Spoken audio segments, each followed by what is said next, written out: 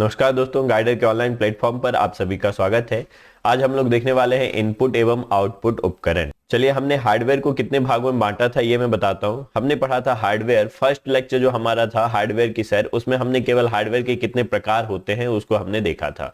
तो हार्डवेयर जब हम देख रहे थे तो हम बांटे थे कि हार्डवेयर को कार्य के आधार पर 4 भागों में बांट सकते हैं। पहला है हमारा प्रोसेसिंग उपकरण, ठीक है, प्रोसेसिंग उपकरण। दूसरा है हार्डवेयर में हमारा मेमोरी। तीसरा है हमारे पास हार्डवेयर में इनपुट उपकरण, ठीक। चौथा है हमारे पास आउटपुट उपकरण। आउटपुट उपकरण तो देखो कहानी, प्रोसेसिंग मतलब जो कंप्यूटर के प्रोसेस करने के लिए जरूरी है। मेमोरी बोले तो जो कंप्यूटर में भंडारण युक्ति है, चाहे आंतरिक मेमोरी हो जाए चाहे बाह्य मेमोरी हो जाए, प्राथमिक या द्वितीयक मेमोरी हो जाए। इनपुट बोले तो जिससे हम कंप्यूटर को निर्देश देंगे। आउटपुट बोले तो कंप्यूटर जो प्रदर्शित करेगा। तो ये 4 कार्य के आधार पर जो हमने हार्डवेयर बांटे थे। तो हम प्रोसेसिंग उपकरण पढ़ चुके हैं। अब हम इनपुट आउटपुट देखने वाले हैं, इसके बाद अपन मेमोरी देखेंगे, ठीक है।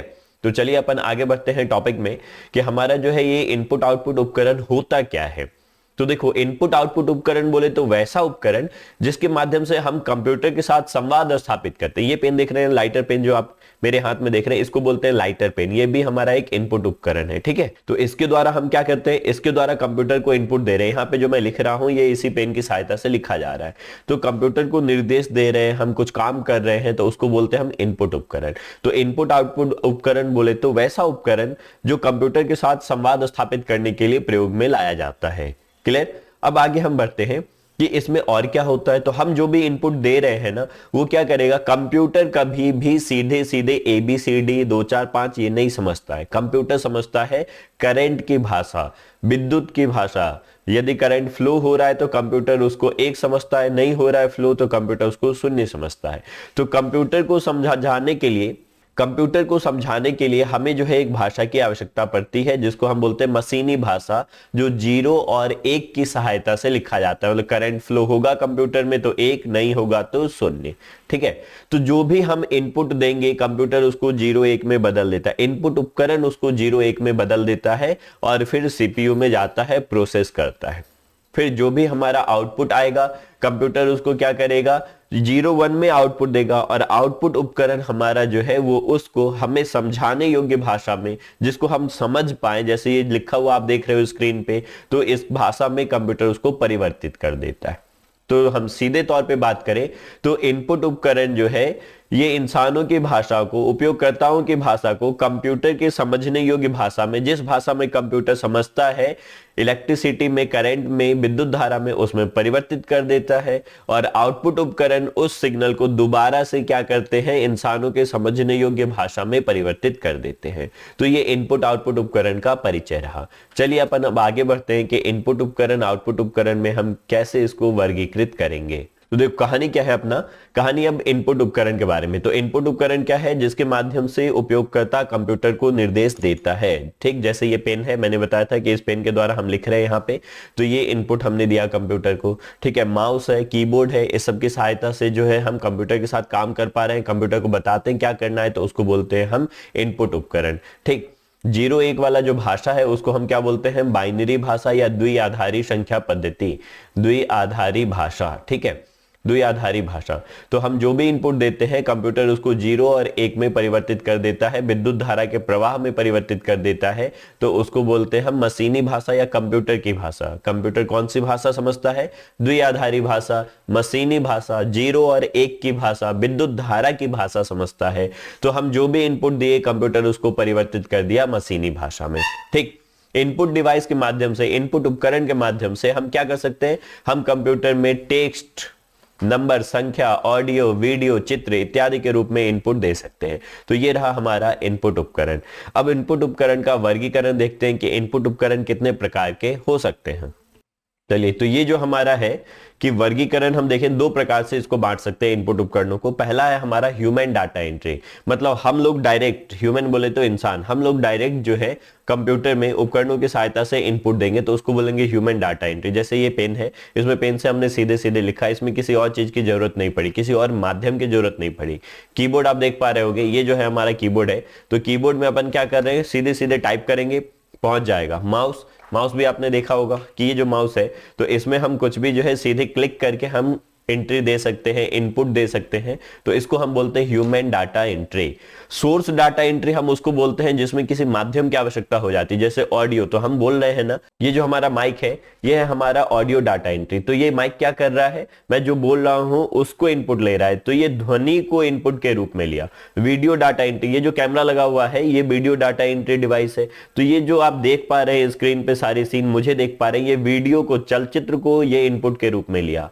ऑप्टिकल डाटा एंट्री में प्रकाश की सहायता से हम जो है इनपुट दे पाते हैं, जैसे स्कैनर आपने देखा होगा, आपने जो है बारकोड रीडर देखा होगा, वो जो मॉल वगैरह में जाते हैं ऐसे फोकस मारते हैं और फिर जो है बारकोड पढ़ते हैं पूरा। तो उसमें हमें किसी एक और माध्यम की आवश्यकता होती है, ध्वनि का, वीडियो का, प्रकाश का, इस सब की जरूरत पड़ती है, तो उसको हम बोलते हैं सोर्स डाटा एंट्री। ठीक, तो ह्यूमन डाटा एंट्री जिसमें इंसान सीधे तौर पे उपकरणों की सहायता से इनपुट दे सकता है, उसमें अलग किसी माध्यम की आवश्यकता नहीं होती, human data entry. Source data entry जिसमें किसी माध्यम की आवश्यकता होगी वो कहलाएगा सोर्स डाटा एंट्री। तो इतनी चीजें क्लियर हो गई।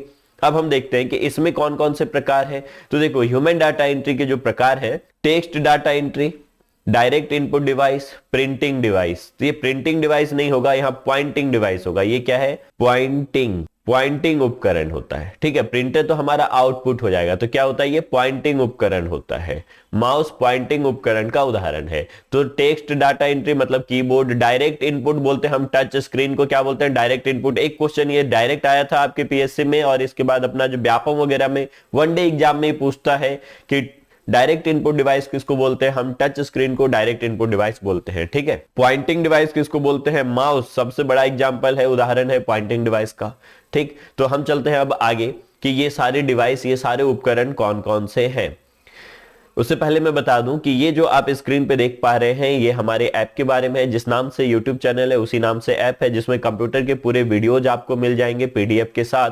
मैंने सोचा था कि मैं पीडीएफ फ्री उपलब्ध करवा दूं, लेकिन डाउनलोड ना हो पाए, लेकिन मैं देख रहा हूं कि जो भी हम फ्री उपलब्ध करवा पा रहे हैं अपने ऐप पे वो डाउनलोड भी हो सकता है। तो इसलिए हम फ्री तो नहीं रख रहे हैं, 1 रुपए या 11 रुपए फीस रखेंगे, जिसमें वीडियो और पूरा जो है हमारा ये पीडीएफ भी ये सारे उपलब्ध रहेंगे। हम 1 ही रुपए रखेंगे, बस हम इसलिए ऐसा कर रहे हैं ताकि वो डाउनलोड नहीं हो पाए। ठीक, अब इसके बाद आगे बढ़ते हैं कि हमारा जो उपकरण है ये जो है कीबोर्ड, पहला उपकरण, इनपुट उपकरण, जिसको हम बोले थे डायरेक्ट इनपुट उपकरण, टेक्स्ट इनपुट डिवाइस। तो उसको देखते हैं कि ये सब क्या है। ओके, तो कीबोर्ड के बारे में हम थोड़ा डिटेल चलते हैं। कीबोर्ड से सबसे ज्यादा क्वेश्चंस पूछे जाते हैं वनडे एग्जाम में, तो हम बात करते हैं कीबोर्ड। कीबोर्ड का फोटो देख लो कि ये दिख रहा है स्क्रीन पे, ये है हमारा कीबोर्ड। अब मैं यहां से गायब होता हूं, देखो तो ये जो कीबोर्ड है इसमें पहला अक्षर जो है हमारा अंग्रेजी वर्णमाला का कहां से स्टार्ट हो रहा है, वर्णमाला का बात कर रहे हैं हम, वर्णमाला की। तो ये है QWERTY, तो इसलिए हम कीबोर्ड का नाम ही रख दिए क्वेर्टी कीबोर्ड। ठीक, क्वेर्टी कीबोर्ड मतलब QWERTY से प्रारंभ होता है, इसलिए आधुनिक कीबोर्ड को हम बोलते हैं क्वेर्टी कीबोर्ड। पूरे कीबोर्ड में 104 बटन होते हैं। कितने बटन होते हैं, 104 बटन होते हैं क्वेर्टी कीबोर्ड में। क्लियर। अब देखो कीबोर्ड में हमने ये देख लिया कि 104 बटन होते हैं, क्वेर्टी कीबोर्ड कहा जाता है। कीबोर्ड में कितने भाग हैं उसको हम देख लेते हैं। तो ये जो ऊपर आप देख पा रहे हो, तो इसको हम बोलते हैं फंक्शन की। इसके वाला हटा दिए तो ये पूरा कहलाया फंक्शन की। देखो F1 से लेकर के F12 तक, यहाँ पे 10, F11 ये, F12 ये, तो ये कहलाता है हमारा फंक्शन की। ठीक, यहां से यहाँ ये जो नीचे वाला भाग है जिसमें 1 2 3 4 ऊपर लिखा हुआ है अंग्रेजी वर्णमाला और कुछ बटन बने हुए हैं, तो इस वाले भाग को हम बोलते हैं मुख्य कीबोर्ड या फिर टाइपराइटर कीबोर्ड। इसको क्या बोलते हैं, मुख्य कीबोर्ड, या फिर हम बोलते हैं इसको टाइपराइटर कीबोर्ड। टाइपराइटर कीबोर्ड इसको बोलते हैं, बीच वाले भाग को। ठीक है, जो सबसे बड़ा भाग होता है। यहां से यहां तक ये जो इधर वाला भाग है पूरा, इसको हम बोलते हैं cursor control button. Cursor control button, ठीक है, या फिर इसी को हम बोलते हैं नेविगेशन। क्या बोलते हैं, नेविगेशन की या नेविगेशन बटन। ठीक, इतनी चीजें समझ में आ गई। ये जो दाएं तरफ वाला भाग है, ये सबसे किनारे वाला जो भाग है, इसको हम बोलते हैं न्यूमेरिक कीपैड। इसको क्या बोलते हैं, न्यूमेरिक कीपैड। ठीक, तो हमने देखा कीबोर्ड में मुख्यतः कितने भाग हम बांटे, तो numeric keypad, cursor control button, function keypad, और उसके बाद मुख्य कीबोर्ड या फिर टाइपराइटर कीबोर्ड। ये 4 प्रमुख भाग हैं। एक भाग और होता है जिसको हम बोलते हैं स्पेशल पर्पस बटन। ठीक है, स्पेशल पर्पस की। तो स्पेशल पर्पस मतलब विशेष उद्देश्य। तो कुछ यहाँ पे बटन है जो विशेष उद्देश्य के लिए उपयोग किए जाते हैं, जिनमें हम बात करते हैं शिफ्ट, CTRL, अल्ट, यहाँ पे ये जो बना होता है विंडो का साइन बना होता है ये विंडो। तो ये सारे जो है ये एस्केप, ये सब हमारे स्पेशल पर्पस की हो गए। तो इनके बारे में हम अलग से पढ़ेंगे। तो हम अब चलते हैं कि बेसिक क्या था। देखो कीबोर्ड के बारे में बेसिक यहाँ पे दिया हुआ है कि कीबोर्ड है क्या, इसके बारे में आप एक बार लाइन से पढ़ डालिए, क्योंकि मैं अलग से इसको नहीं पढ़ूंगा, मैं समझा चुका हूं। हमने क्या देखा था, क्वाड्रेटिक कीबोर्ड बोलते हैं 104 बटन होते हैं। अल्फा न्यूमेरिक डाटा मतलब अल्फाबेट बोले तो ABCD और ई, और न्यूमेरिक बोले तो नंबर 0 से लेकर 9 तक, इस सब का उपयोग करते हैं कीबोर्ड से हम निर्देश देने के लिए। तो अब बात करते हैं कीबोर्ड को हम पहले PS2 पोर्ट से जोड़ते थे। पोर्ट मतलब वो केबल का हिस्सा जिससे वो जुड़ेगा, है ना। तो पोर्ट बोलते हैं जिससे हमारा जुड़ता है। जैसे चार्जिंग पॉइंट हमारा C टाइप पोर्ट होता है, तो मोबाइल में जो है एक छोटा सा जो है बॉक्स टाइप बना होता है छेद जैसा, जिसमें हम ये चार्जिंग पॉइंट जोड़ते हैं केबल को, तो इसको बोलते हैं हम पोर्ट। पोर्ट बोले तो जिससे कंप्यूटर में उपकरणों को जोड़ा जाएगा। तो अब जो है कीबोर्ड को USB पोर्ट से जोड़ते हैं, पहले हम PS2 पोर्ट से जोड़ते थे। तो PS2 पोर्ट से जोड़ते थे तो उसको बोलते थे port station second, port station 2। तो हमने इतना सारा देख लिया। जो कीबोर्ड का मेन भाग है वो टाइपराइटर को ही थोड़ा सा मॉडिफाई करके बनाया गया है। जो हमने यहाँ पे देखा था ये मेन भाग जो था इधर वाला, ये वाला मेन भाग, तो ये टाइपराइटर के द्वारा डिजाइन किया गया है, टाइपराइटर से प्रेरणा लेकर डिजाइन किया गया है। तो इसलिए हम इसका नाम दिए थे टाइपराइटर कीबोर्ड। क्लियर, इतनी चीजें समझ में आ गई होंगी। चलो अपन अब आगे बढ़ते हैं। देखो मैं थोड़ा सा तेज चल रहा हूं, यदि आपको लगता है कि आप जो है इस स्पीड से जो है कवर नहीं कर पा रहे हैं, तो फिर आप क्या करें, वीडियो को थोड़ा सा स्लो कर लीजिए या फिर पॉज करके रोक करके पढ़िए। जो किनारे लिखा हुआ है उसको एक बार पढ़ते चले जाइए, क्योंकि ये चीजें थोड़ी आसान है और हमें बहुत सारा इसमें डिस्कस करने की जरूरत नहीं पड़ेगी। तो चलो अपन आगे बढ़ते हैं टॉपिक में। तो कीबोर्ड में हमने देख लिया कि कीबोर्ड को कितने भागों में हमने बांटा था। तो पहला है मुख्य कीबोर्ड, फंक्शन बटन हमने देख लिया, कर्सर कंट्रोल बटन, ये बीच वाला जो था न्यूमेरिक बटन, और स्पेशल पर्पस बटन। एक बार फिर बैक जाके मैं केवल आपको समझा दे रहा हूं कहां पे कौन सा बटन था। तो पहले अपन इसको जो है हटा दे रहे हैं, यहाँ पे बहुत सारे पॉइंटर जो दिख रहे हैं, तो ये हटा दिए। चलो मैं भी हट गया। अब बटन देखो, इधर वाला जो नंबर दिख रहा है कीबोर्ड में, तो ये जो कीबोर्ड पे नंबर दिख रहा है इसको हम बोलते हैं न्यूमेरिक बटन। ये वाला जो दिख रहा है इसको हम बोलते हैं कर्सर कंट्रोल बटन या कर्सर कंट्रोल की, या फिर इसी को नेविगेशन भी बोलते हैं, नेविगेशन बटन। तो नेविगेशन क्यों बोलें कि ये जो दिख रहा है इसके माध्यम से कर्सर ऊपर जाता है, ये दिख रहा है नीचे आता है, ये दिख रहा है बाएं, ये दिख रहा है दाएं जाता है। तो कर्सर को आगे पीछे ऊपर नीचे करने के लिए इन पूरे बटनों का प्रयोग करते हैं हम, ठीक है। ये हमारा मुख्य कीबोर्ड हो गया, टाइपराइटर कीबोर्ड, ये हमारा हो गया फंक्शन कीबोर्ड, और ये सब कुछ स्पेशल पर्पस बटन हो जाएंगे, शिफ्ट अल्ट ये सब। तो हम देखें कि इसको हम 5 भागों में बांटे हैं। एक बार रोक करके आप पूरा पढ़िए और कीबोर्ड का डायग्राम देख के उस पर थोड़ा सा गौर करना है, चीजों को ढंग से समझते जाना है। मैं तो यहाँ शॉर्ट टाइम में आपको समझा दे रहा हूँ, लेकिन आप घर पे बैठ के सही से ईमानदारी से पढ़ना, उसको नोट बनाना, क्वेश्चन यहाँ से काफी ज्यादा बनेंगे। तो चलो अपन अब आगे बढ़ते हैं टॉपिक में। अगला हम देख रहे हैं मुख्य कीबोर्ड। मुख्य कीबोर्ड में क्या सब होता है, ऊपर देखो 0 से लेके 9 तक और कुछ विशेष चिन्ह होता था, और ए से लेके जेड तक ये सब शामिल होते थे। कुछ और बटन होते थे, तो उसको बोला हमने मुख्य कीबोर्ड। यहाँ पे देखो मुख्य कीबोर्ड वाला जो ये वाला भाग है, ये वाला भाग ये मुख्य कीबोर्ड वाला भाग है। तो देखो 0 यहाँ पे होता है, 0 बात कर रहा हूँ, यहाँ पे हमारा जो है ऐसे चिन्ह बना हुआ होता है। तो 1 से लेके 9 तक फिर 0, तो ये यहाँ पे है। उसके बाद ए से लेके जेड तक ये बीच में है, और कुछ और बटन लगे हुए हैं, ये मुख्य कीबोर्ड कहलाया। सारे बटन के काम हम आगे देखेंगे, पहले जो भाग है उसके बारे में थोड़ा थोड़ा जान लेते हैं।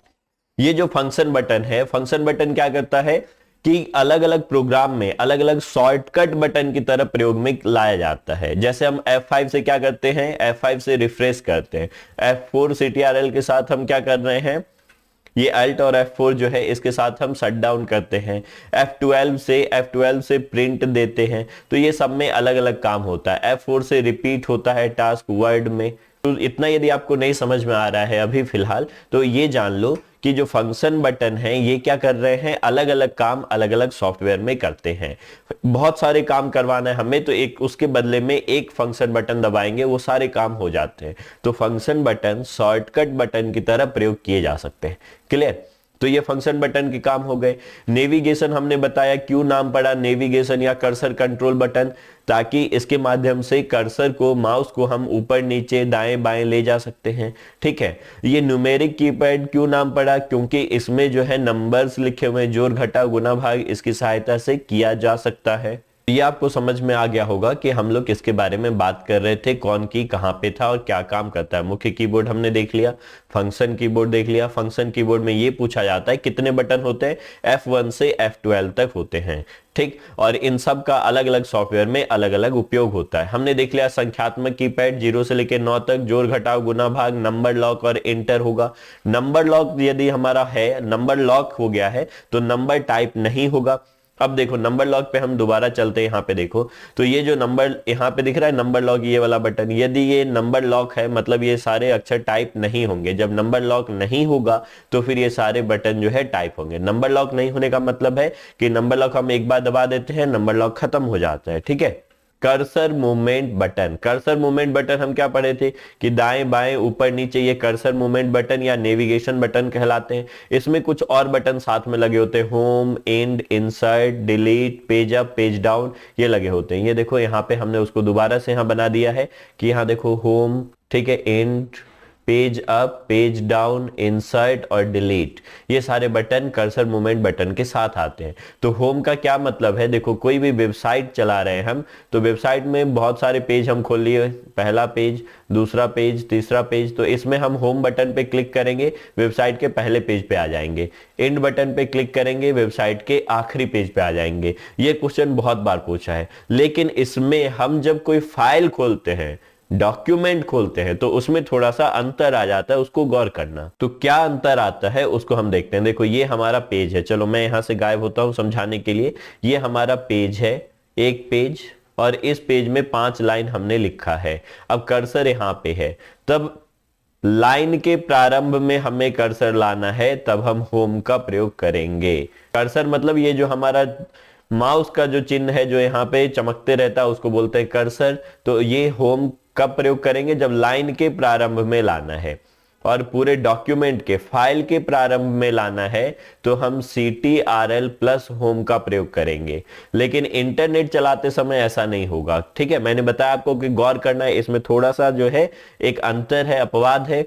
जब हम लाइन के प्रारंभ में जाएंगे तो होम का प्रयोग करेंगे, डॉक्यूमेंट के प्रारंभ में जाएंगे तो CTRL प्लस होम का प्रयोग करेंगे, लाइन के अंत में जाएंगे तो एंड का प्रयोग करेंगे, और पूरे पेज के अंत में, या डॉक्यूमेंट पूरा फाइल है 5 पेज का है, 5वें पेज के एकदम आखिरी में जाएंगे तो फिर हम CTRL प्लस एंड का प्रयोग करेंगे। ये क्वेश्चन बहुत बार पूछा गया है, बहुत बार पूछा गया इस क्वेश्चन को, तो इस क्वेश्चन को आपको ध्यान रखना है। तो आपको ये समझ में आ गया होम क्या है, एंड क्या है, इस पे लिखा हुआ है, इस पे गौर करके आप एक बार पढ़ लेना, उसका नोट आप खुद से बना लेना। ठीक। पेज अप क्या होगा, जैसे मैं यहाँ पे पेज अप करता हूं तो देखो एक पेज जो है ये आगे चला गया। ठीक है। पेज डाउन करूंगा तो एक पेज पीछे आ जाएगा। तो ये पेज अप मतलब ऊपर वाला पेज, सॉरी, पेज अप मतलब ये देखो ऊपर वाला पेज, पेज डाउन मतलब नीचे वाला पेज। तो पेज अप करेंगे तो ऊपर वाला पेज खुलेगा, मतलब हम 10वें पेज पे हैं, 9वां पेज खोलना है सीधे तो हम पेज अप करेंगे, 11th पेज खोलना है तो पेज डाउन करेंगे। कोई फाइल हम खोल के रखे हैं, उसमें ऊपर वाले पेज के लिए पेज अप, नीचे वाले के लिए पेज डाउन। तो चलो अपन आगे देखते हैं कि अब क्या है। अगला हमारा स्पेशल पर्पस बटन। इसमें जितने बटन दिए होंगे उस सब के बारे में पढ़ना हमारे लिए काफी जरूरी है। वनडे एग्जाम में यहां से डायरेक्ट क्वेश्चन आपको देखने को मिलेगा। स्पेशल पर्पस बटन बात कर रहे हैं हम लोग। तो स्पेशल पर्पस बटन जो है वो बटन होते हैं किसी विशेष कार्य के लिए बनाए जाते हैं, उसके द्वारा किसी विशेष कार्य का क्रियान्वयन किया जाता है, तो उसको बोलते हैं हम स्पेशल पर्पस बटन। ये देखो यहाँ पे अगले पेज में हमने लिख रखा है क्या सब है special purpose button. Number lock, caps lock, shift, ESC, tab, inter, space, back space, delete, ठीक है, प्रिंट, पॉज, ये सब स्पेशल पर्पस बटन है। अब आपको क्या करना है, बैक जाना है वीडियो में, और जहां पे मैंने जो है स्क्रीन पे कीबोर्ड दिखाया था उसको रोक करके देखना है कि ये सारे बटन उसमें कहां पे है। चलो ये काम आपके लिए थोड़ा मुश्किल होगा तो मैं ही कर दे रहा हूं। तो ये हम पहुंच गए कीबोर्ड पे। तो पहले मैं यहां से गायब हो जाता हूं, उसके बाद ये जो लिखा हुआ है इसको अपन मिटाते हैं इसमें।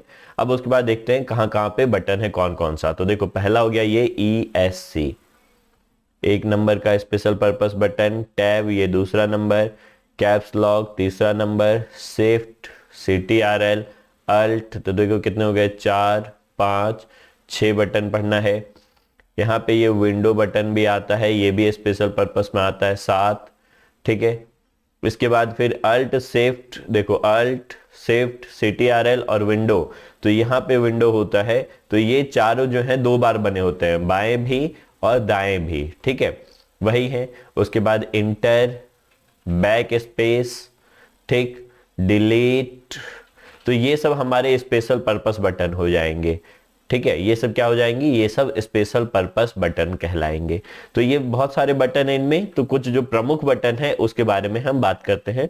चलो अपन आगे बढ़ते हैं, देखते हैं। एक बात याद रखना कि यहाँ पे जो डायग्राम में दिख रहा है टैब जो है, ये टैब सब में 2 बार नहीं बना होता है। इस कीबोर्ड में फोटो में दिख गया है, लेकिन टैब की जगह कुछ और यहाँ पे लगा होता है। ये जो है हमारा किसी फॉरेन का कोई कीबोर्ड है, कीबोर्ड सामान्य जो हम लोग इस्तेमाल करते हैं उसमें टैब 2 बार बना हुआ नहीं आता है, ओके। तो चलो अपन आगे बढ़ते हैं, हम एक एक स्पेशल पर्पस बटन के बारे में बात करते हैं।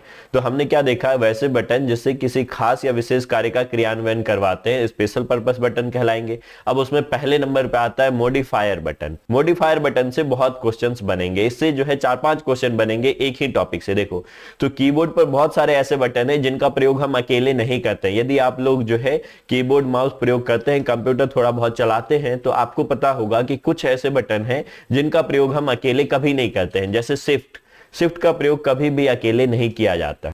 जैसे कि अल्ट, अल्ट का प्रयोग अकेले नहीं करते हैं। CTRL का प्रयोग अकेले नहीं करते हैं, तो इस सब के साथ कोई और बटन का प्रयोग करते हैं।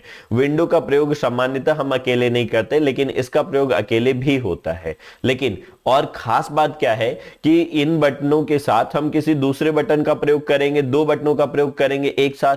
तो जब हम इसके साथ कोई और बटन का प्रयोग करते हैं तो वो सामने वाले बटन की प्रकृति में परिवर्तन कर देते हैं। जैसे हम केवल A टाइप करें तो A छपेगा, लेकिन हम CTRL प्लस A टाइप करेंगे तो सेलेक्ट ऑल हो जाएगा, पूरा जो स्क्रीन पे दिख रहा है उसको सेलेक्ट कर लेगा। जैसे मैं यहाँ पे क्लिक करूंगा और फिर सेलेक्ट करूंगा ऑल, सॉरी बैक जाना पड़ेगा, तो ये पूरा जो है उसको सेलेक्ट कर लेगा। अब मैं आपको दिखाता हूं एक बार कि ये होता कैसे है, बस एक एग्जांपल देते हैं आपको। देखो यहाँ पे आ गए, तो ये हमने माउस यहाँ पे रखा, ठीक है। अब उसके बाद हम A टाइप किए, तो देखो केवल A टाइप हो गया यहाँ पे, लेकिन अब इसको बैक किए, अब मैं कीबोर्ड में CTRL और A टाइप कर रहा हूं, तो देखो ये सेलेक्ट हो गया पूरा। तो इस तरीके से ये क्या किया, CTRL जो है A की प्रकृति जो थी उसको बदल दिया। तो मॉडिफायर इसलिए उसका नाम पड़ा है। मॉडिफायर क्यों नाम पड़ा है, क्योंकि ये मॉडिफाई कर देता है, जो भी बटन उसके साथ प्रयोग किए जाते हैं उसकी प्रकृति को परिवर्तित कर देता है। और पॉइंट नंबर 2 कि ये बटन सामान्यतः अकेले इस्तेमाल नहीं होते हैं। सामान्यतः क्यों बोला, क्योंकि विंडो बटन जो है ये अकेले इस्तेमाल होता है कभी कभी। तो ये था हमारा मॉडिफायर बटन। मॉडिफायर बटनों की संख्या 4 होती है, रट्टा मार लेना है कितने होते हैं, 4। कौन कौन से, अल्ट, शिफ्ट, CTRL और विंडो, 4 मॉडिफायर बटन होते हैं, ठीक है। मैं अपने कीबोर्ड में दिखा हूं आपको, तो ये कीबोर्ड आप देख पा रहे हो गौर से, तो देखो यहाँ पे गौर करो, विंडो का चिन्ह कहां बना हुआ है आप ढूंढो। इधर जो है, सॉरी ये वाला जो है ये हमारा विंडो बटन है ना, ये विंडो बटन है, इस पे विंडो का चिन्ह दिख रहा होगा, गौर करेंगे यदि आप, तो आप कीबोर्ड का फोटो अपने मोबाइल में सर्च कर लेना, उसमें देखना ये सारे बटन कहां पे होते हैं। ये सारे बटन मुख्य कीबोर्ड में 2 बार उपस्थित होते हैं। पहली बात कि ये 4 होते हैं, दूसरी बात कि ये 2 बार उपस्थित होते हैं, बाएं भी और दाएं भी, ये हमने आपको बता चुका है, ठीक है। तो चलिए अपन अब आगे बढ़ते हैं। तो अगला बटन जो हमारा है टॉगल बटन। कैप्स लॉक जो होता है, कैप्स लॉक का उस पे बटन होता है। तो कैप्स लॉक बटन से हम क्या करते हैं, अंग्रेजी के छोटे वर्णमाला और बड़े वर्णमाला में जो है हम परिवर्तित करते जाते हैं जो लिखा हुआ है, तो उसको बोलते हैं टॉगल। टॉगल का मतलब होता है 2 चीजों के बीच में झूलना। टॉगल एक अंग्रेजी शब्दावली है, ठीक है। तो कैप्स लॉक बटन को हम टॉगल बटन बोलते हैं। टैब बटन का प्रयोग हम किस लिए करते हैं, टैब जो है इस तरीके का चिन्ह बना हुआ होता है, एरो ऐसा बना हुआ होता है। पैराग्राफ परिवर्तित करने के लिए टैब का प्रयोग करते हैं हम, ठीक। यदि हम कुछ भर रहे हैं, मतलब हम क्या कर रहे हैं, मान लो यहां से मैं हट रहा हूं, चलो देखो ये हमारा पेज है फॉर्म, कोई भी हम ऑनलाइन फॉर्म भर रहे हैं, जैसे आप पटवारी का ही फॉर्म भरे हो, तो यहाँ पे नेम लिखा आता है, बॉक्स बना आता है, यहाँ पे फादर्स नेम लिखा आता है, बॉक्स बना आता है, यहाँ पे डेट ऑफ बर्थ लिखा आता है, यहाँ पे बॉक्स बना हुआ आता है, जेंडर लिखा आया, बॉक्स बना हुआ आया। तो एक बॉक्स से दूसरे बॉक्स में हमें जाना है तो हम उसके लिए टैब बटन का प्रयोग करते हैं, ठीक है। टैब बटन का प्रयोग 2 बार स्पेस बटन के बदले भी किया जाता है। स्पेस मतलब खाली स्थान, यहाँ पे एक बार स्पेस है, हमें दो बार स्पेस डालना है। इस सब शब्दावली के बीच में एक एक बार स्पेस है। यदि हमें दो बार स्पेस डालना है तो स्पेस बटन को दो बार हम जो है क्लिक करेंगे, या फिर टैब बटन को एक बार क्लिक करेंगे। ठीक है, तो ये टैब बटन का काम है। अगला बटन जो अपना है वो है ESC बटन। तो ESC बटन में हमने क्या देखा था, ESC जो है कीबोर्ड में सबसे ऊपर बाईं तरफ स्थित है। चलो अपन देख लेते हैं एक बार कहां है। तो ये जो हमारा ये है ESC, इधर देखो, ये रहा हमारा ESC बटन। तो ESC बटन में अपन क्या करते हैं, कोई प्रोग्राम चल रहा है, जैसे ये इसके स्क्रीन पे चल रहा है। अब देखो यहाँ पे ये आपको ESC दिख रहा होगा, इधर ये दिख, अपन ESC दबाए, देखो बता रहा है कि क्या आप जो है पावर पॉइंट से पीछा छुड़ाना चाहते हैं, मतलब पावर पॉइंट को मिनिमाइज करना चाहते हैं। यहाँ पे यदि आप डिसकार्ड कर देंगे, पावर पॉइंट जो मैं पढ़ा रहा हूँ वो खत्म हो जाएगा। कोई भी जो आपका प्रोग्राम चल रहा है, तो उस प्रोग्राम में कोई भी जो प्रोग्राम चल रहा है उस प्रोग्राम को मिनिमाइज करने के लिए हम क्या करते हैं, ESC बटन का प्रयोग करते हैं। या फिर हम अपने स्क्रीन पे जो भी प्रोग्राम चल रहा है उससे जो प्रारंभिक कंप्यूटर जब खुलता है उस अवस्था में जो हमारा स्क्रीन होता है वहां पे जाने के लिए ESC बटन का प्रयोग करते हैं। तो ESC मतलब होता है एस्केप, एस्केप मतलब होता है पीछा छोड़ना, जाना, है ना। तो एस्केप कर दिया मतलब यहां से भाग गए, हम पीछे चले गए, तो इसके लिए हम ESC बटन का प्रयोग करते हैं। क्लियर, चलो अब अपन आगे बढ़ते हैं। ESC बटन के बाद जो हमारा उदाहरण है वो है हमारा बैक स्पेस या डिलीट बटन। बैक स्पेस और डिलीट बटन बहुत महत्वपूर्ण है, इससे क्वेश्चन बहुत बार बना है, तो गौर करना ये क्या। चलो पहले मैं गायब होता हूं। अब देखो यहाँ पे हमने लिखा है BUTTON और यहाँ पे कर्सर है। ठीक है, हमें यदि U को मिटाना है तो फिर हम क्या करते हैं, बैक स्पेस का प्रयोग करते हैं, बैक स्पेस का प्रयोग करते हैं। यदि हमें T को मिटाना है, इधर मिटाना है दाईं तरफ, तो हम क्या करते हैं, डिलीट बटन का प्रयोग करते हैं। मतलब डिलीट जो है कर्सर के दाईं ओर, कर्सर के दाईं ओर को डिलीट करने के लिए उपयोग किया जाता है, और बैक स्पेस कर्सर के बाईं ओर को डिलीट करने के लिए प्रयोग किया जाता है। ठीक, कहानी समझ में आ गया।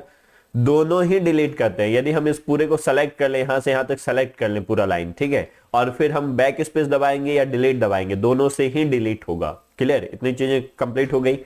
चलो अब आगे देखते हैं कीबोर्ड के कितने प्रकार हो सकते हैं। तो प्रमुख जो हमारे बटन थे वो सब हमने देख लिया, बैक स्पेस, डिलीट, मॉडिफायर की, टॉगल की। 4 मॉडिफायर की होते हैं, मैंने बताया था। टॉगल की, कैप्स लॉक होता है, उसके बाद टैब क्या होता है, एस्केप क्या होता है, ये सब प्रमुख बटन थे। अब हम देखते हैं कीबोर्ड कितने प्रकार का होता है। तो कीबोर्ड 2 प्रकार के मान लिए, लेकिन तीसरा प्रकार है हमारा हार्डवेयर कीबोर्ड। नॉर्मल जो हार्डवेयर कीबोर्ड आता है, ये जो आप देख रहे हो ये हमारा हार्डवेयर कीबोर्ड है। इसके अलावा वर्चुअल कीबोर्ड। वर्चुअल कीबोर्ड क्या होता है कि इसमें कीबोर्ड को हम प्रोजेक्ट करते हैं हवा में, कीबोर्ड को हवा में प्रोजेक्ट किए, और हवा में जैसे आयरन मैन मूवी वगैरह देखा होगा ना, तो कीबोर्ड जो है वहां पे बना हुआ आ जाता है हवा में, और उसको टाइप करते हैं अपन, और वो स्क्रीन पे जो भी हम टाइप कर रहे हैं वो दिखता है। तो उसको बोलते हैं वर्चुअल कीबोर्ड। प्रोजेक्टर मतलब कीबोर्ड में एक कैमरा जैसा, मतलब ये मोबाइल हो गया मान लो, वेट ये, अब इसमें जो है कैमरा जैसा प्रोजेक्टर लगा हुआ है नीचे, जैसे ही हम इसको ऑन किए हवा में हमारा जो है कीबोर्ड बन गया। अब उसको हम टाइप किए और स्क्रीन पे पूरा काम चल रहा है, तो उसको बोलते हैं वर्चुअल कीबोर्ड। ठीक है, ये सॉफ्टवेयर के द्वारा तैयार किया जाता है। ऑन स्क्रीन कीबोर्ड, जो हमारे मोबाइल में कीबोर्ड आता है स्क्रीन पे जो हम टाइप करते हैं, तो वो कहलाता है ऑन स्क्रीन कीबोर्ड, कोई हार्डवेयर कीबोर्ड नहीं है ये। तो वर्चुअल कीबोर्ड मतलब क्या होता है, जिसमें कीबोर्ड का प्रतिबिंब प्रोजेक्ट किया जाता है हवा में किसी सतह पर, और फिर उसको टच करके, छू करके हम क्या करते हैं, हम कीबोर्ड का काम लेते हैं। ऑन स्क्रीन कीबोर्ड जहां स्क्रीन पे ही कीबोर्ड उपस्थित होता है, जैसे हमारा ये क्या बोलते हैं, टच स्क्रीन वाला मोबाइल हो गया, या टच स्क्रीन वाले जो लैपटॉप वगैरह आते हैं उसमें ऑन स्क्रीन कीबोर्ड होता है। ओके, तो कीबोर्ड हो गया है क्लोज। अब कीबोर्ड के बाद अपन आगे देखते हैं, अगला है पॉइंटिंग उपकरण। इनपुट डिवाइस में अगला भाग है हमारा पॉइंटिंग उपकरण। देखो पॉइंटिंग उपकरण क्या कहलाता है, जिसके द्वारा हम पॉइंट करते हैं। जैसे ये हमारा है, इसको बोलते हैं लाइटर पेन। देख लो, लाइटर पेन पॉइंटिंग उपकरण का उदाहरण है। ये माउस जो आप देख पा रहे हो, तो ये माउस जो है इससे अपन इधर इधर कर्सर कर रहे हैं, ये पॉइंटिंग उपकरण का उदाहरण है। ऐसा ही ये जो देख रहे हैं आप यहाँ पे स्क्रीन पे, ये जो देख रहे हैं यहाँ पे आप ये देख रहे हैं, तो इसको बोलते हैं ट्रैक बॉल। ट्रैक बॉल, इसको बोलते हैं आप जॉयस्टिक। ठीक है, जॉयस्टिक। तो ये सब ये सब क्या है हमारे, ये जो लाइटर पेन, ये सब पॉइंटिंग उपकरण के उदाहरण हैं। मतलब जिसके द्वारा स्क्रीन पे या तो हम इनपुट दे रहे हैं या फिर कर्सर को कंट्रोल कर रहे हैं। ये जो कर्सर है, माउस का जो भाग आता है कर्सर, उसको कंट्रोल करते हैं, तो उसको बोलते हैं पॉइंटिंग उपकरण। ठीक, अब आगे देखो, पॉइंटिंग उपकरण में सबसे पहला और सबसे महत्वपूर्ण है माउस। सबसे ज्यादा पॉपुलर प्रचलित भी माउस है, तो प्रमुख पॉइंटिंग उपकरण है माउस। माउस के आविष्कारक हैं डॉक्टर डगलस इंजेलबर्ट। ठीक है, ये याद रखना है। माउस में 3 बटन होते हैं। देखो ये जो माउस है अपना, ये जो माउस है इसमें 3 बटन होते हैं, लेफ्ट राइट और बीच में स्क्रॉल बटन। ये जो गोल वाला है जो ऊपर नीचे करता है उसको बोलते हैं अपन स्क्रॉल बटन। तो 3 बटन होते हैं।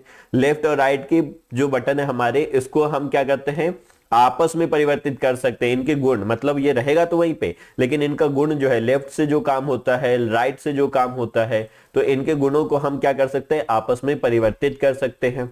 ठीक, माउस की गति को हम घटा बढ़ा सकते हैं। कंप्यूटर में जाएंगे, सेटिंग्स में जाएंगे, हार्डवेयर सेटिंग में, डिवाइस सेटिंग में जाएंगे, वहां माउस चूज करेंगे अपन, माउस सेलेक्ट करेंगे और माउस की जो है स्पीड वहां पे बदल सकते हैं हम।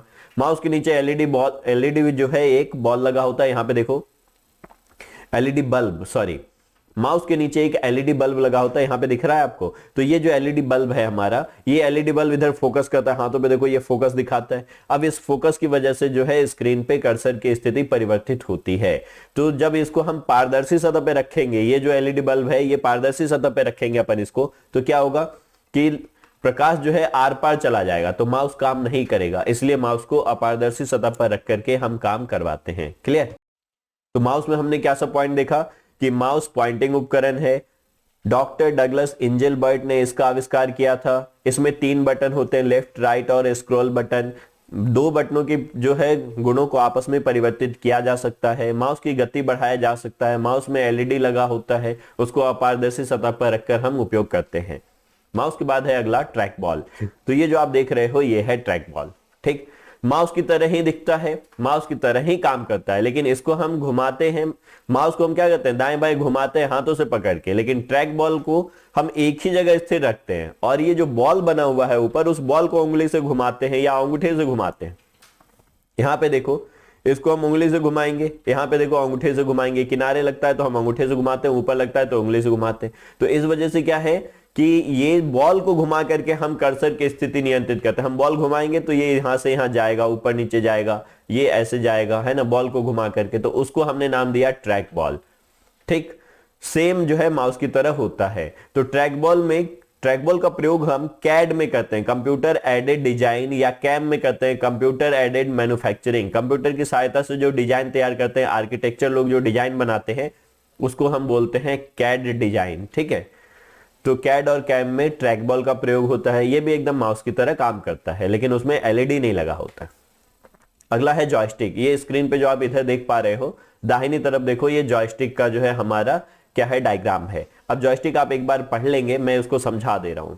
ठीक, तो क्या होता है जॉयस्टिक में, ये माउस की तरह ही काम करता है, लेकिन देखो जो बटन होते हैं ये यहाँ पे लगे होते हैं, एक स्टिक लगा होता है इसमें, या फिर ये 2 ऐसे बने हुए आते हैं जिसकी सहायता से यहाँ पे 2 बॉल लगे होते हैं या फिर रॉड लगे होते हैं छोटे छोटे। उसको हम दाएं बाएं घुमा करके जो है हम क्या करते हैं, कर्सर की स्थिति को नियंत्रित करते हैं स्क्रीन पे। इसका उपयोग हम जो है वीडियो गेमिंग में करते हैं, रोबोट वगैरह को कंट्रोल करने के लिए करते हैं, ऑटोमेशन चीजों में करते हैं। ऑटोमेटिक चीजों को नियंत्रित करने की प्रक्रिया कहलाती है सिमुलेशन। तो सिमुलेशन में इसका प्रयोग किया जाता है, रोबोट में किया जाता है, वीडियो गेम में किया जाता है। तो जॉयस्टिक ये हो गया। ठीक, ट्रैक बॉल की तरह ही होता है, पॉइंटिंग उपकरण ये भी है, लेकिन इसकी सहायता से हम रोबोट वगैरह को कंट्रोल करते हैं, वीडियो गेम में उपयोग करते हैं। लाइटर पेन आपने भी देखा था प्रैक्टिकल के, लाइटर पेन क्या होता है। ये जो मेरे हाथ में पेन है लाइटर पेन, जिसकी सहायता से मैं स्क्रीन पे लिख पा रहा हूं, ये जो स्क्रीन पे लिख पा रहा हूं ये लाइटर पेन है। पेन के आकार का पॉइंटिंग उपकरण है। कंप्यूटर पर लिखने या चित्र बनाने के लिए इसका प्रयोग किया जाता है। डिजिटल बोर्ड पर जो लिखते हैं अपन, वो भी जो हमारा पेन होता है वो लाइटर पेन होता है। ठीक है, चलिए अब हम देखते हैं आगे कि डायरेक्ट इनपुट उपकरण क्या है। हमने अभी तक क्या सब देखा है, हमने देखा अभी तक कि ह्यूमन डाटा एंट्री क्या है, हमने उसमें देख लिया। ह्यूमन डाटा एंट्री में हमने देख लिया था कि हमारे पास कीबोर्ड है, हमारे पास पॉइंटिंग उपकरण है। डायरेक्ट इनपुट डिवाइस हम किसको बोले थे, याद करो, टच स्क्रीन को हम बोलते हैं डायरेक्ट इनपुट डिवाइस। सीधे हेडिंग से क्वेश्चन आएगा कि जो टच स्क्रीन है उसको क्या बोलते हैं, या फिर ऑप्शन रहता है इनमें से कौन डायरेक्ट इनपुट डिवाइस है, keyboard, mouse, touch screen, scanner. तो touch screen direct input device है। ठीक, अब इसमें आगे देखते हैं, टच स्क्रीन में ऊपर जो है अवरक्त किरणों का जो है जाल फैला हुआ होता है, इधर ऊपर अवरक्त किरणें तैरती, जहां पे हमें टच करना है, मान लो हमें जो है ब्राउजर पे या कैमरे पे टच करना है, हम जो है इधर कैमरे पे टच किए हुए, रुको मैं सामने से दिखाता हूँ, ये सब जो बने हुए हैं ये ग्राफिकल आइकन बने हुए हैं, हमने कैमरे पे टच किया और फिर यहाँ पे जो है आप देखो कैमरा खुल गया। तो ये जो कहानी है, तो ये क्या होता है कि जो भी हमारा अवरक्त किरणें तैर रहा है स्क्रीन से ऊपर निकल रहा है, हम जहां पे टच करते हैं तो अवरक्त किरणों के प्रवाह को हम क्या करते हैं, बाधित करते हैं, और जहां पे हमने बाधित किया है उस जगह पे इनपुट लेता है कंप्यूटर। तो कंप्यूटर जो है स्पर्शित विकल्प की स्थिति रिकॉर्ड कर उसको क्रियान्वित करता है।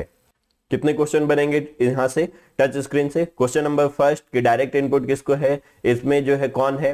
क्वेश्चन नंबर सेकेंड कि डायरेक्ट इनपुट में कौन सी किरणों का प्रयोग करते हैं, अवरक्त किरणों का प्रयोग करते हैं।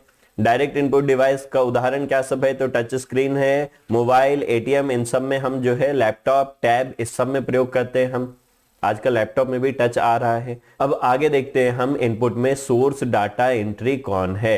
सोर्स डाटा एंट्री में हमारे लिए जरूरी है ऑडियो, वीडियो और ऑप्टिकल इनपुट उपकरण। तो हम इन तीनों के बारे में डिटेल चलेंगे। पहला है हमारा ऑडियो इनपुट उपकरण, पहला है ऑडियो इनपुट उपकरण।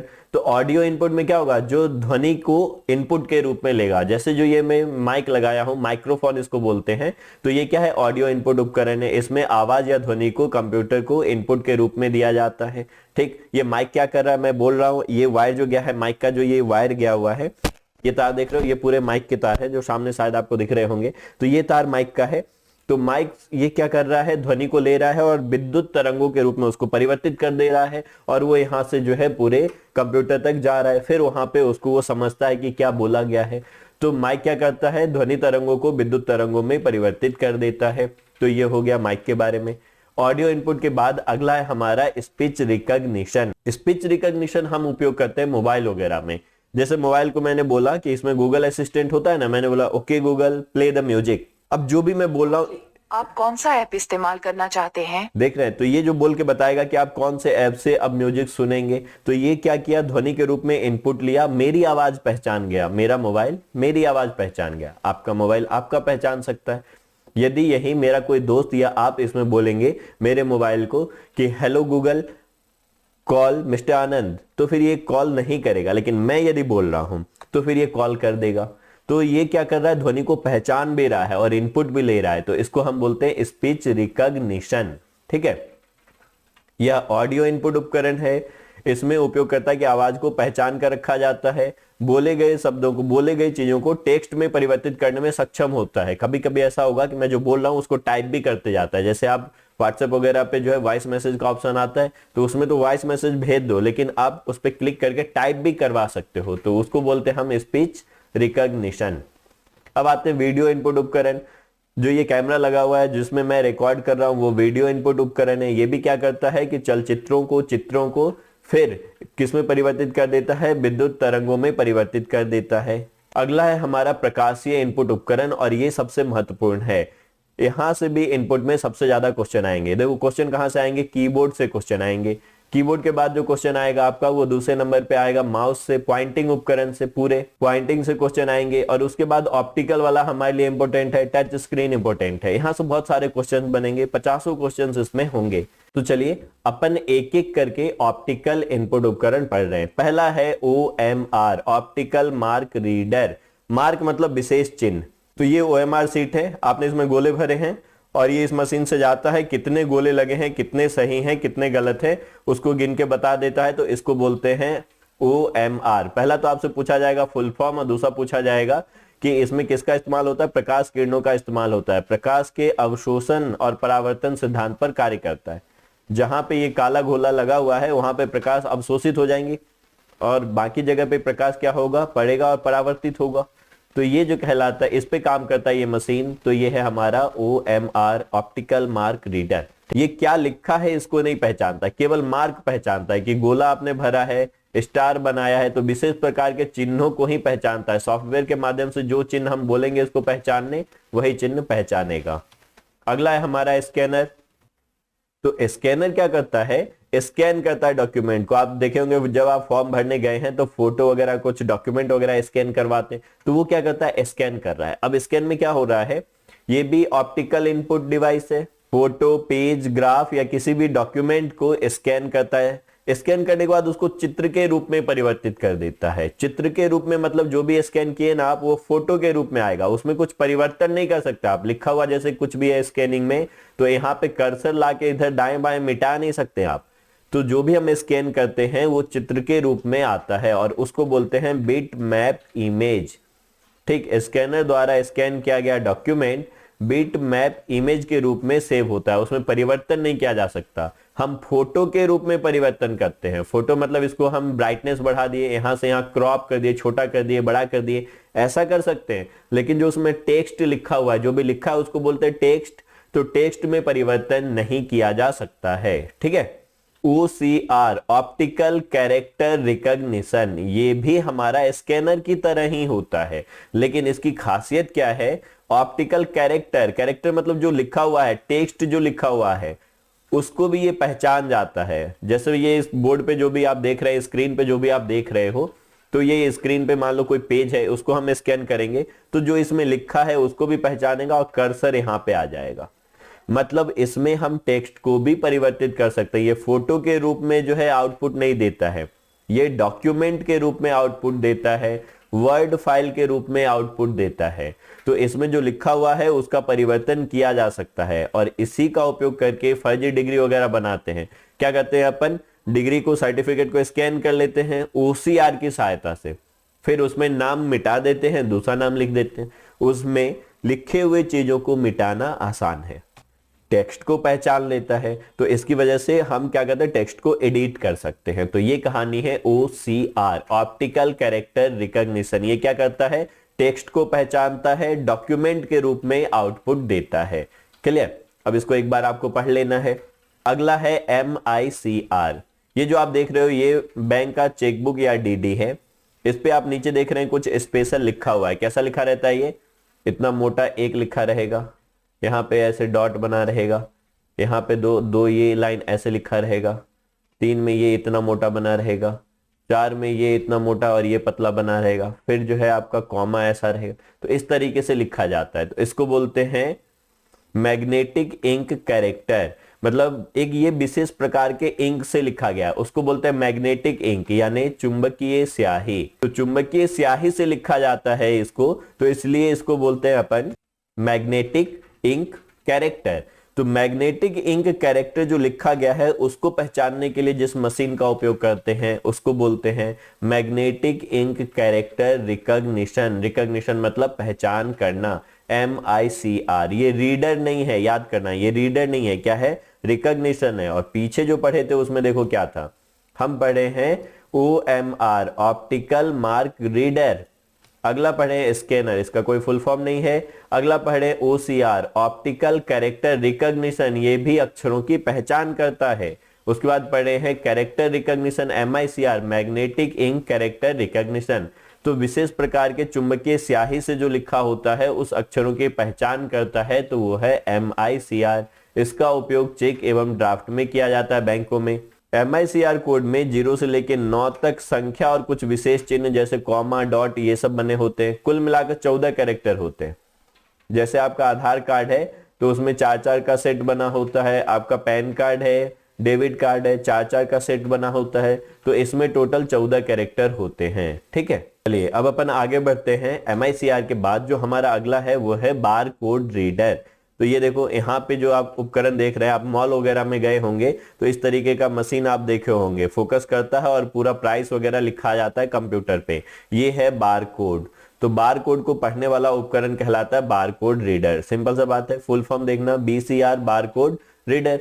बार कोड रीडर में हम देखते हैं बार कोड क्या होता है। तो ये जो आप पट्टी देख रहे हैं काले कलर की, तो विभिन्न चौड़ाई की काली ऊर्ध्वाधर पट्टियां होती हैं। बस इनके बीच में जो है दूरी जो है अलग अलग हो सकती है।